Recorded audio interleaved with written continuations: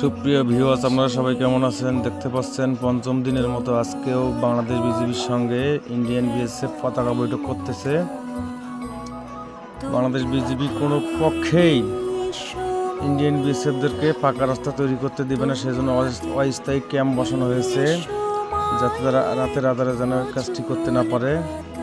সেই জন্য আমাদের বাংলাদেশ বিজিবি বাহিনী সার্বক্ষণিক যুদ্ধের প্রস্তুতি নিয়ে আছে। বাংলাদেশ বিজিবির সঙ্গে এলাকাবাসীও আছে,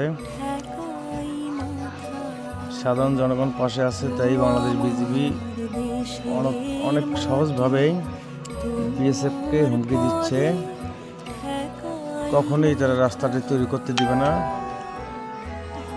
বাংলাদেশে 1 ইঞ্চি জায়গাও তারা ছাড় দেবে না, কখনোই না। এই জন্য এই টানটান উত্তেজনা চলতেছে। আপনারা সবাই ভিডিওটি দেখে অন্যকে শেয়ার করে দেখার সুযোগ করে দেবেন। ধন্যবাদ। ভালো থাকবেন, সুস্থ থাকবেন, আমাকে ফলো করবেন সবাই।